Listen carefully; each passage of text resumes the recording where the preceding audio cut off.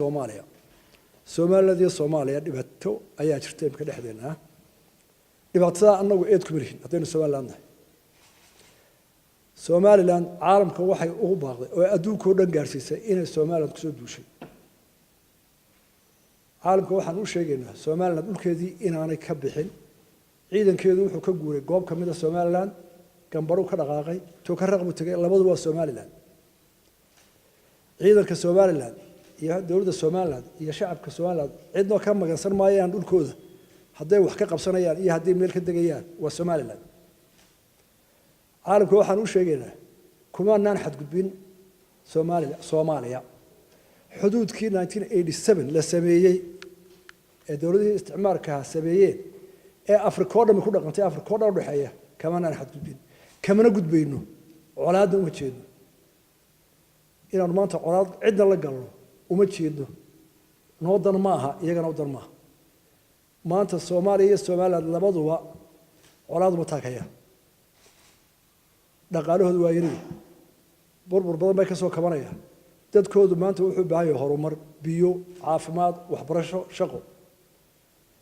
Soomaaliland waxaan u sheegaynaa caalamka oo dhan iyo Soomaaliya anagu dagaal diyaar u nahay dalkayga joognaa waliba halka imka ciidanka degan yahay tukara 70 kilomitir buu xadka u jira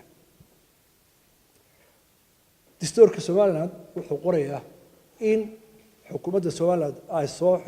sugto xuduudaha Soomaaliland xilkii leeyahay kamid dastuurka ay faraayeen baarlamaanka ay gudaba jooga shicib waraha ay gudaba jooga waan xuduud la tagaa waxaan ku doonayaa xuduudda ku tagnaa nabadgelyo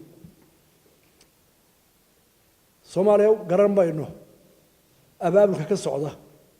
ee qabariga salka ku haya ee ciidamada la soo dhoobay wax alliyo wax maanta dagaalka loo abaabulayo garamayno haday mid tahay suurtooymaysay waxba yeelan isku maaragtay isku soo wareegsan hadal haday micnu tahay nimanka xabar jooga inay leeyihiin annaga Muqdisho oo Soomaaliland ma jirto ee waa gobol Soomaaliya kamida walaalow hortaajiraba waa Soomaaliya waxaan leeyahay taasi mid ku suurtoobaysa maaha wanaagna ka iman maayo haddii ay taasi ka fikra tahay oo ay ka go'aatay inaad soo duusho oo tira Somaliland baan xoog ku muquuninaya wixii alla ka dhigay noqonay difaac baan diyaarna dalkayga waa daafacayna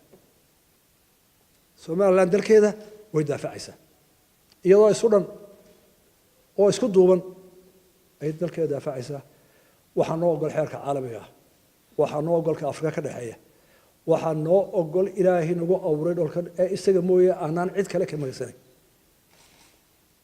waxaan ku talinaynaa naga talaa Soomaaliya Muqdisho ka taliya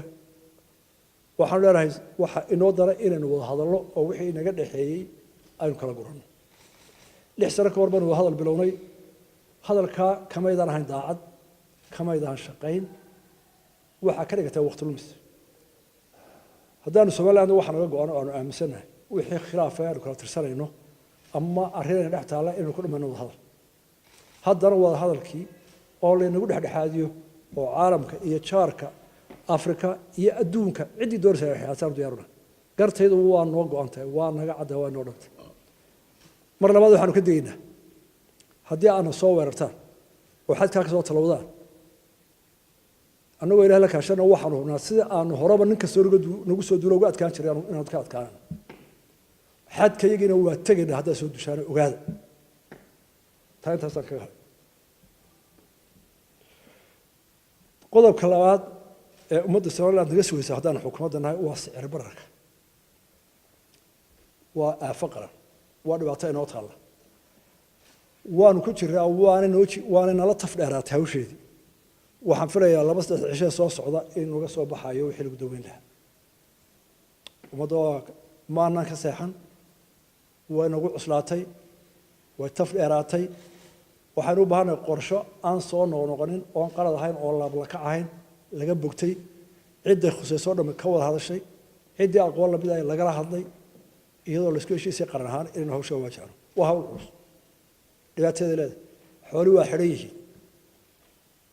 halka oo qura lacag ka la adagna xoolaha waa u dagaal galeena in ilaa aynaynu furo innagana waxaynu wajima shicib ahaan dhibaatada dhaqaalaha ee haysta inaynu guntigiisa samayno oo ugu yaraan aynu yarayno waxyaalaha faahaysiga ee qaadku kowkay 500 milyan oo dollar ilaa 700 milyan baynu ku bixinaa qaadka sanadkii bal maalintii qiyaas dawanu yaray kara qof waliba soo qaam kara waxaad qaadka haddaad labada mijood mid ka dhigto qoyskaaga u horeysa waana dhaqaale koris waa kowkay dhaatii kara haysta laba cimiladu way nagu yaraatay way roobku u yaraaday wax soo saarku u yaraaday goboladii laga beeri jiray cuntada ee heli jiray 400 mm ama 500 mm rooba 300 bay helaan ama 200 mm xataa garowga iyo ma baxaan iyo arabakhdii ma bixi karaan waxay aad yahay magaalada Hargeysa joognaa 10 sano ka hor waxa laga yaabaa 365 maalmood ee sanadka inay heli jirtay 90 maalmood roob ugu yaraan 80 oo sanadkii imanaya ilaa 400 mm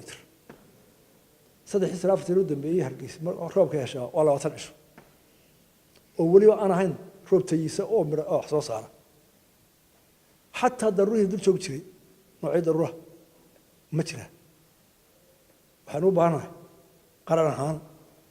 inaanu fikirro oo dhibaatooyinka dabeecadda inoo keenaysa ka hortageeda iyo saynu u noolaan lahayn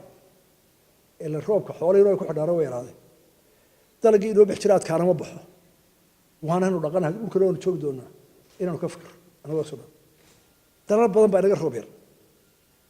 oo laga yaabo inay 15 mm sanadkii ay helaan oo haddana nool oo wax dhaqada oo wax beera Tunisia ka mid ah Israa'iil baa ka mid ah qaar badan oo kale ka mid ah waxaan u baahanahay inaan aqoonteena u jeedino war cimilada isbedesha saaran noolaana laakiin taas waa istiraatiijiyada tan sicir bararka maanta labada shay soo socda saddex shay wax naga soo bixi doona laba safar oo aan ku tagay labada gobol ee jaarka ah oo ku inoogu horeeyay ahaa labadaba wada hadal wanaagsan baa dhex maray anagu waxaan u tagnay Soomaaliland waxay u baahan tahay garteeda in la horgeeyo igad iyo AU-da idinka jaaran oo xogaala garteeda hana loo qaado Soomaaliland sidan waa ana ku xukumay iyo xukuntidaas waxay keeni doontaa cawaaqib Soomaaliland waxay tirsanaysaa 30 sanadood hore oo midnimadii dhibaato ay ka gaadhay 26 sano dambe dhibaatada gaadhay waa ka weyn ee loo diiday yahay inay tallaabo horumar qaado Soomaaliland lagu amaano dimuqraadiyadda iyo nabadgelyada haysa waxay u baahan tahay in lagu abaalmariyo lagu amaano ma baahna waxaan ku codsanay garteeda in la qaado Afrika iyo la gooyo oo aan ku xoojinay oo aan ku codsanay jaarku inuu horgala sidana anigu si socon karay Soomaaliland ana ku xukumo in muqdisho laga dhaahdo way gorada laalaato ku socon